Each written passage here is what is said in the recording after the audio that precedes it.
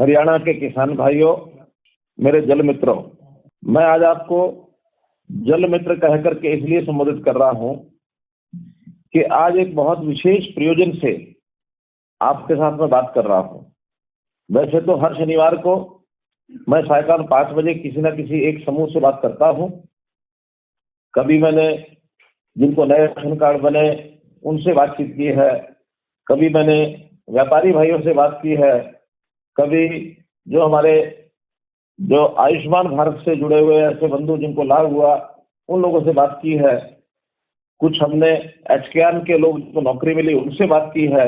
लेकिन आज जो बारी है वो आप सब लोगों से, जिन्होंने अपने खेती के काम के लिए एक विशेष काम किया है, वो है माइक्रो इरिगेशन से और पानी की सिंचाई का लाभ आपने उठाया है।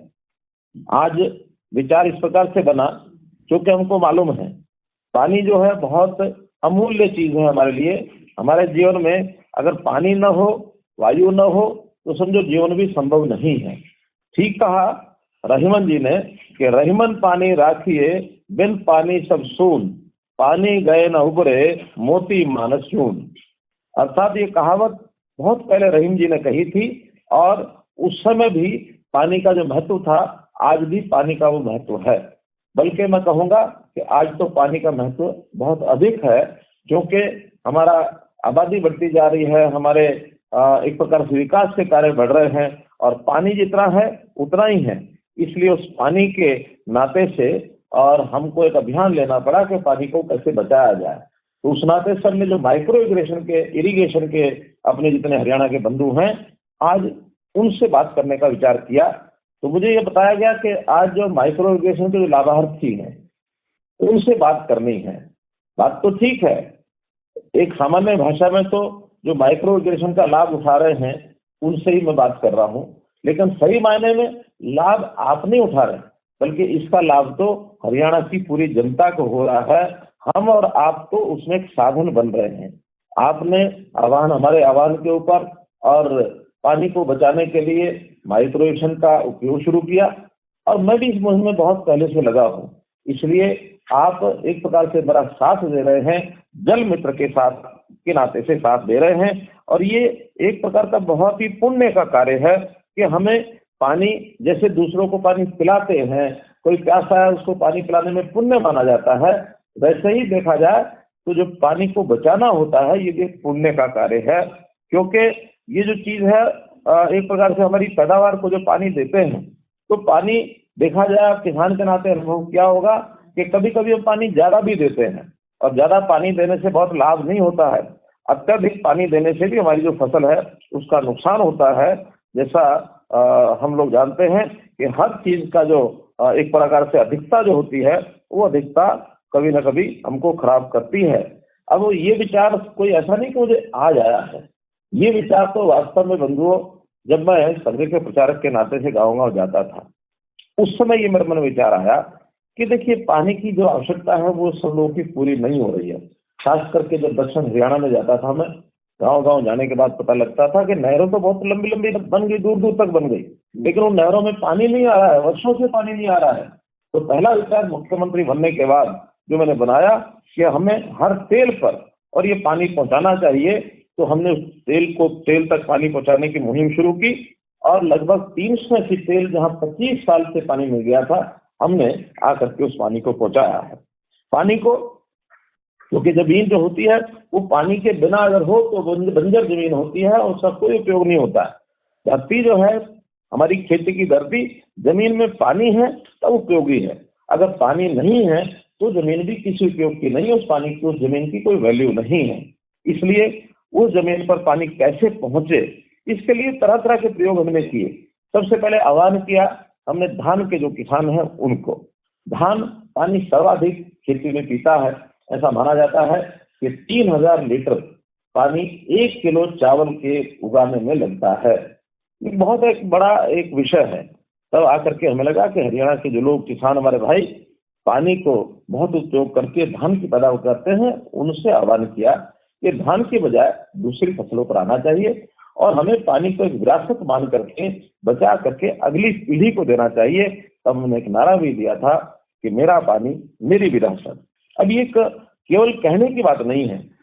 हम जब अपनी अगली पीढ़ी का जो विचार करते हैं, अगर हमने पानी उनके लिए बचा कर नहीं रखा तो संकट में जीवन उनका आने वाला है। तो मित्रों, इसी प्रकार से जैसे हमारे पुराने समय में तालाब जो जोहड़ होते थे गांव में, अब उनका भी जो देखा जाए तो उनकी जो स्थिति ऐसी बन गई है कि वहाँ पहले पशु पानी पी लेते थे, गांव के लोग उनका उपयोग करते थे, गांव के लोग छोटे बच्चे हम होते थे, हम स्नान भी करते थे, लेकिन आज वो पानी प्रदूषित हो गया है, पानी उसका बाहर निकाला नहीं जाता है, ओवरफ्लो हो गया है। कई तालाब ऐसे हैं जिनके ऊपर लोगों ने कब्जे कर लिए हैं।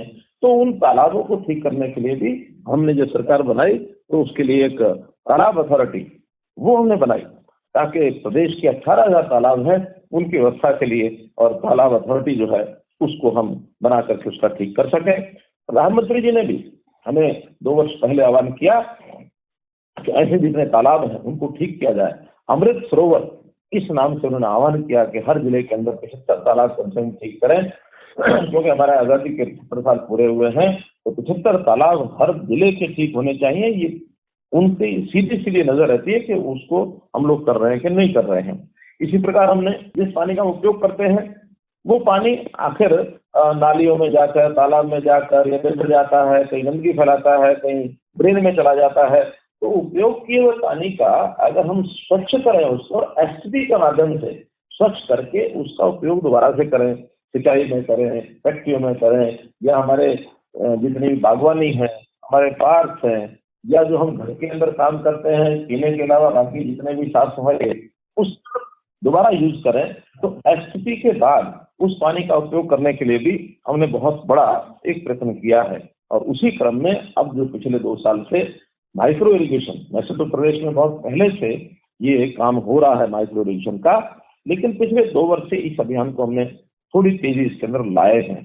और अभी माइक्रो इरिगेशन में तरह तरह की जो हम सहायता दे रहे हैं, उस सहायता के माध्यम से आप लोगों ने भी माइक्रो इरिगेशन का जो काम शुरू किया है, इसका एक बहुत बड़ा लाभ ये हमको होने वाला है। हमने माइक्रो इरिगेशन के लिए अलग से व्यवस्था की। एक जो हमारा काडा का डिपार्टमेंट था, उस काडा के डिपार्टमेंट के साथ माइक्रो इरिगेशन जोड़ करके हमने इसको मिकाडा कहा, क्योंकि ये मिकाडा नाम से और ये जाना जाएगा। और मिकाडा को हमारे जो खाल होते हैं उनको पक्का करने का काम, या पानी को संग्रह करने के लिए तालाब बनाने का काम, इस प्रकार से खेतों में ड्रिप है, मिनी स्प्रिंकलर है, पोर्टेबल स्प्रिंकलर है, माइक्रो इरिगेशन के जितने सिस्टम हैं उसमें आर्थिक सहायता देने का काम भी मिकाडा के माध्यम से ये हमने किया है। खेतों में भी हम कोई ना कोई अपना जल का भंडार बनाएं, तालाब बनाएं, और उस तालाब के माध्यम से माइक्रो इरिगेशन का काम वहां शुरू करें। क्योंकि पहले से भी पानी, ट्यूबवेल के पानी को ही माइक्रो इरिगेशन में उपयोग करते थे, लेकिन अब हमें नहरी पानी को भी तालाब बनाकर स्टोर करके उससे भी माइक्रो इरिगेशन का काम शुरू किया जाए। इस काम की तरफ भी हमने शुरू किया है। हमने मिकाडा के माध्यम से किसान जो व्यक्तिगत रूप से माइक्रो इरिगेशन का काम करता था उसको 70% तक सब्सिडी दी, और जो सामूहिक रूप से काम यानी इस प्रकार के काम में लगते हैं उनको 85% तक भी और हमने सब्सिडी दी है। किसान को मात्र 15% सब मिलकर के करेंगे तो उनका ये माइक्रो इरिगेशन का प्रोजेक्ट ये लगा सकते हैं, लगाते हैं। अभी नए प्रोजेक्ट के लिए भी बहुत से किसानों ने और हमारे इस कार्यक्रम में भाग लेने के लिए वो आगे आए हैं। तो मैं ये समझता हूँ मित्रों कि इस प्रदेश को पानी बचाने में हमारा जो योगदान होगा, हमारा बहुत बड़ा योगदान है। ये हम जानते हैं कि हरियाणा का अपना पानी का कोई सोर्स नहीं है, क्योंकि हमारे यहाँ मात्र यमुना नदी से पानी हमारे पास आता है, और यमुना का पानी कभी कभी तो खास करके जनवरी से लेकर के मार्च तक आजकल जो दिन चल रहे हैं मात्र 2000 क्यूसेक ही पानी मिलता है, और हमको जिसमें से 1170 क्यूसेक तो दिल्ली को ही देना पड़ जाता है राजधानी के कारण से। पीने के पानी की प्राथमिकता सबको हमको देना ही होगा, इसलिए वो पानी तो आधे से ज्यादा दिल्ली को चला जाता है और बाकी पानी तो हमारे अपने शहरों में, गाँव में पीने के लिए भी नहीं बचता। इसलिए हमें पानी को बचाना, और पानी बचेगा प्रबंधन से। अच्छा प्रबंधन हम करेंगे तभी पानी बचता है। हम जैसा जानते हैं कि पानी को बनाया नहीं जा सकता, कोई फैक्ट्री ऐसी नहीं जिसमें पानी बना लें, इसलिए पानी को तो बचाया जा सकता है, पानी का तो प्रबंधन ठीक किया जा सकता है। और उस प्रबंधन के लिए जहां बाकी हम समाज के लोगों को आह्वान कर रहे हैं, वहां हम अपने किसान भाइयों को भी आह्वान करते हैं कि हमको माइक्रो इरिगेशन पर आकर के और आगे बढ़ना चाहिए। इस माइक्रो इरिगेशन के कितने ही हमको लाभ हो रहे हैं, यानी अभी हमने इस बार बजट के अंदर ये भी कहा है कि गन्ने का किसान वो भी पानी पर आए। जैसा मैंने चावल कहा कि 3000 लीटर 1 किलो चावल पैदा करने में लगता है, ऐसे 1 किलो चीनी पैदा करने भी 2000 लीटर पानी लगता है। 2000 लीटर पानी लगा करके हम 1 किलो चीनी का उत्पादन करें तो कितनी महंगी हमको पड़ती है। पानी भले हमको लगता है कि मुफ्त में आता है, लेकिन पानी का भी अगर हम देखा जाए इसकी खर्चा और इसकी कॉस्ट, तो ये भी बहुत महंगा है। और चीनी के लगाने में इतना अगर पानी लगेगा तो हमें इसका जरूर विचार करना पड़ेगा। तो पहली बार आह्वान किया हमने कि गन्ने के किसान वो भी माइक्रो इरिगेशन पर आए, और माइक्रो इरिगेशन पर आएंगे तो उनके लिए एक विषय और विचार किया है कि उनका सबका जो गन्ने की पेराई है, वो गन्ने की पेराई में हम उनको प्राथमिकता दिलाएंगे, और प्राथमिकता दिलाएंगे उसकी रिकवरी भी बढ़ेगी। गन्ने की रिकवरी अगर माइक्रो इरिगेशन से बढ़ती है उसका बहुत बड़ा लाभ होता है। और मुझे खुशी है कि भले ही हमने अनाउंस तो अभी 2 दिन पहले ही किया है, लेकिन इससे पहले ही सूक्ष्म सिंचाई पर आने के लिए 35,000 एकड़ गन्ने की फसल के लिए 11,800 किसानों ने अपने आवेदन भी किए हैं। एक बहुत बड़ा एक क्रम ये चला है, तो इस नाते से इसका बहुत बड़ा लाभ है। जहां तक हमारी फसल का विषय है, ये भी जानकारी हमको जरूर होगी कि इससे सब्जियों की पैदावार ये बढ़ती है, और सब्जियों की पैदावार बढ़ने से जो वैज्ञानिक है उनका अनुमान है कि 42 से लेकर के 52% तक जो पैसा है ये किसान को लाभ इसका ज्यादा होता है। तो एक तरफ पानी बचे, दूसरी तरफ किसान का लाभ ज्यादा हो, तो इस प्रकार से अब हम इस काम को करेंगे तो बहुत बड़ा लाभ होगा। सरकार ने अपनी ओर से कोई कमी नहीं छोड़ी है। अभी तक के आंकड़े के हिसाब से हमारे यहाँ जो डिपार्टमेंट ने आंकड़े बताए हैं, तो 24,286 किसानों को अभी हम 298 करोड़ रुपया ये दे चुके हैं। तो एक प्रकार से ये राशि जो है लगभग 1 लाख से 1.5 लाख रुपए के करीब करीब हर किसान के लिए बनती है। चाहे कोई छोटे भी किसान होंगे, कुछ बड़े भी किसान होंगे, लेकिन लगभग 300 करोड़ रुपया हमने माइक्रो इरिगेशन में दिया है। और इसके अतिरिक्त भी लगभग 27,500 आवेदन हमारे पास विचाराधीन है, जिनकी 90,000 एकड़ जमीन है जो माइक्रो इरिगेशन पर आना चाहते हैं। ऐसा नहीं है कि माइक्रो इरिगेशन के प्रति लोगों का रुझान बढ़ा नहीं है, रुझान बढ़ा है, लेकिन रुझान बढ़ा है तो उसके लिए अभी तो हम बहुत कम क्षेत्र में काम कर रहे हैं। जैसे हरियाणा का हम जानते हैं कि लगभग 80 लाख एकड़ जमीन है हमारी जो हम कृषि के लिए उपयोग करते हैं। उस कृषि के वाले क्षेत्र में भी 50 लाख एकड़ ऐसी होगी लगभग जो हम कैनाल की सिंचाई यानी नहरों की सिंचाई से करते हैं। बाकी हम ट्यूबवेल की सिंचाई से करते हैं। और जब ट्यूबवेल की सिंचाई की बात करते हैं तो मैंने एक आंकड़ा देखा है 2010 से लेकर के 2020 तक का 21 तक का आंकड़ा, कि बहुत ऐसे ब्लॉक्स, ऐसे गांव जहां हर साल 1 मीटर पानी नीचे चला जाता है। अर्थात कुछ गांव ऐसे हैं 10-11 मीटर पिछले 11 साल में इतना पानी नीचे चला गया है। और जो हमारे ट्यूबवेल वाले चलाने वाले भाई हैं उनको तो पता है कि हर 2 साल बाद 3 साल बाद उनको एक पाइप अपने ट्यूबवेल में नीचे और डालना पड़ता है। तो इतना पानी अगर नीचे चलता चला जाएगा और हम पानी का दोहन नीचे से करते चले जाएंगे तो पानी बहुत नीचे जाने के बाद एक स्थिति ऐसी आएगी जैसे कहा जाता था कि पानी कुएं सूख गए। तो पानी अगर जमीन के गर्भ में से हम निकाल लेंगे तो निश्चित रूप से इसका जो असर है आज हमको महसूस भले न हो, आने वाली पीढ़ी संकट में फंस सकती है। इसलिए पानी का उपयोग कम करना, फसल पूरा उपयोग करना। मैं नहीं कहूंगा कि फसल में कोई हानि हो तो फिर हम पानी का उपयोग करें, फसल हम पूरी लें, लेकिन जिन फसलों में कम पानी लगता है उनकी बुआई की जाए, या खुली सिंचाई के बजाय माइक्रो इरिगेशन लघु सिंचाई पर आकर काम किया जाए। यही उसका एकमात्र हल है। इसलिए मित्रों, पानी अगर बचेगा तो निश्चित रूप से हम आज और कल दोनों हमारे सुख, यानी एक प्रकार से हम सुखी होंगे, दोनों का हमारा भला होगा।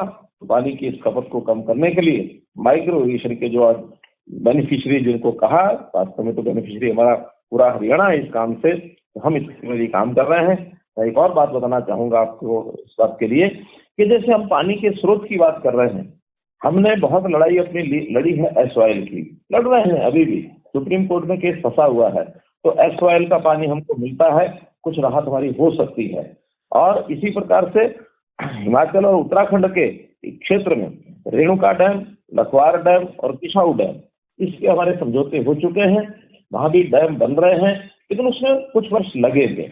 जब पानी आएगा तो कुछ पानी की आपूर्ति हमको यमुना के माध्यम से और अधिक होगी, और उसमें दिल्ली की मांग है उसकी भी हम पूरी कर पाएंगे। पीने का पानी जहां जरूरत है उसको भी पूरा कर पाएंगे। इसके अलावा हमने बहुत स्थानों पर छोटे छोटे बांध बनाकर, शिवालिक की पहाड़ियों में छोटे छोटे बांध बनाए हैं हमने। जो हमारा जो महेंद्रगढ़ जिला है, उधर जो हमारी जो पहाड़ियां, अरावली की पहाड़ियां, उसके अंदर हमने छोटे छोटे बांध बनाए हैं। नई झीलें बनाने का भी हम काम कर रहे हैं। हम इस अगले साल के अंदर कुछ झीलें बना करके भी पानी का कैसे इकट्ठा किया जाए, और उस पानी के स्रोत को इकट्ठा करके हम उस पानी को धरती के अंदर, जमीन के अंदर जाए, रिचार्जिंग हो, इसके लिए प्रयत्न कर रहे हैं। हमने पिछले वर्षों में किसानों को कहा है रिचार्ज वेल ये लगाएं, ताकि पानी जो है जमीन के अंदर कैसे जा सके। लगभग 1000 वेल यानी जो कुएं हैं, एक प्रकार से ट्यूबवेल है, बन चुके हैं। अगले साल में भी हम इससे डबल संख्या में और कुएं बनाने वाले हैं, ताकि बरसात का पानी उसको कितना ज्यादा और जाके हम जमीन के अंदर उसको पिला सकते हैं। हमारी जमीन प्यासी है, उसकी प्यास को मिटाएं, और इसके लिए सब लोगों को प्रयत्न करना पड़ेगा, चाहे शहर हो, चाहे गांव हो, चाहे वो फिर हमारे घरों में उपयोग करने वाले पानी की बात हो, चाहे इंडस्ट्री में पानी उपयोग करने की बात हो, चाहे खेती में पानी उपयोग करने की बात हो। सबको पानी कम से कम अपना लगा करके उसका ज्यादा से ज्यादा हम अपना उपयोग कर सकें, इस नाते से हमको करना होगा। पिछले दिनों में एक शिकायत हमको मिली कि बिजली के कनेक्शन किसानों ने मांगे हैं, और बिजली के कनेक्शन कई कई साल तक मिले नहीं हैं। मित्रों, इसमें होने की बात नहीं है कि सूचना हमने ही निकाली है कि जहां का पानी 30 मीटर से नीचे चला गया है, अगर जमीन में लेवल उसका 30 मीटर से नीचे चला गया है, तो उसमें एक कंडीशन लगा दी है कि वहां माइक्रो इरिगेशन यानी सूक्ष्म सिंचाई, इसका कोई यंत्र लगाएंगे, इसका अगर प्रोजेक्ट लगाएंगे तभी बिजली का कनेक्शन मिलेगा, अन्यथा नहीं देना चाहिए। उसका सीधा कारण है कि आज अगर खुली सिंचाई का पानी हम निकालते हैं तो निश्चित रूप से पानी का और ज्यादा उसकी गहराई नीचे स्तर चला जाएगा, उसका हमको नुकसान होगा।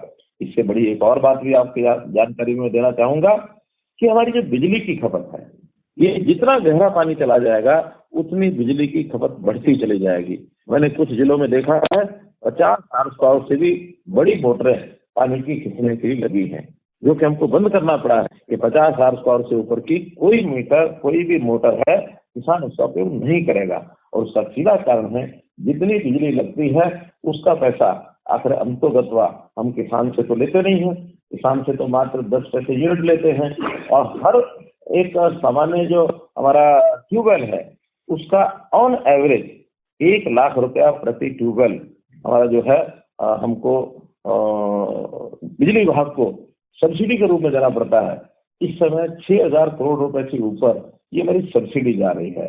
अब 6000 करोड़ रुपए की सब्सिडी अगर बचा लें तो 6000 गांव हैं, हमारे पंचायतें हैं, हर पंचायत को 1 करोड़ रुपया हम दे सकते हैं। और 1 करोड़ रुपया कितना बड़ा राशि होती है हर साल के लिए, कितना काम उसमें हो सकता है। तो ये सब विषय चिंतन के विषय हैं, और इस बारे में मैं आपको पुनः बधाई देता हूं कि आपने कम से कम खेती के लिए एक इस काम पर आकर के और अपनी जो मंशा जताई है कि आप माइक्रो इरिगेशन का काम कर रहे हैं, बहुत अच्छा काम कर रहे हैं।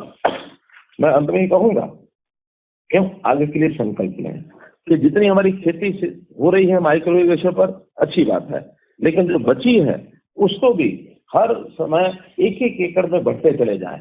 1-1 एकड़ में बढ़ने के बाद और हमारी सारी खेती अगर हम माइक्रो इरिगेशन पर ले आते हैं, और ये साथी किसान है, पड़ोस के किसान है, उनको भी प्रेरित करें कि वो माइक्रो इरिगेशन पर आए। और मैं आपको एक नारा देना चाहूंगा कि 1 एकड़ 1 किसान, या तो अपनी जमीन 1 एकड़ बढ़ाते जाओ और अपनी पूरी हो जाए तो 1-1 किसान को और आगे हम माइक्रो इरिगेशन पर लाते जाए, तो निश्चित रूप से आज भी हमारा है, कल भी हमारा है, हम जमीन भी हमारी है, जल भी हमारा है। इस नाते से इस काम में लगेंगे तो बहुत हमको अपनी अगली पीढ़ियों को सुखी करने के लिए एक रास्ता मिलेगा। मैंने आपसे इतनी बातचीत की, आपका बहुत बहुत धन्यवाद। और अब मैं हमारे जो इस कार्यक्रम के आयोजक हैं जितेंद्र जी, उनसे कहूंगा कि कुछ बंधुओं से हमारी बात जरूर कराएं, ताकि वो सब बंधु हैं उनसे मैं बात करना चाहूंगा कि उनको सूक्ष्म सिंचाई के अंदर यानी कितना उनका लाभ हुआ, यदि वो ट्यूबवेल की सिंचाई माइक्रो रिक्शों पर लाए हैं तो उनका क्या अनुभव है, यदि वो इस कैनाल वाटर की अगर नहरी पानी के ऊपर उन्होंने तालाब बना करके ये काम किया है तो कितना उसका लाभ हो रहा है, और इस लाभ का दूसरों को भी जानकारी मिले। उनकी कोई कठिनाई है, उनका कोई सुझाव है, उनकी कोई समस्या है, विभाग से कोई ऐसा विषय उनको कहना है, क्योंकि आज इस सारे विषय में हमारे विभाग के लोग भी साथ जुड़े हुए हैं, तो ये बात कुछ अनुभव से अगर बातचीत हो पाएगी तो सबका लाभ होगा। बहुत बहुत धन्यवाद।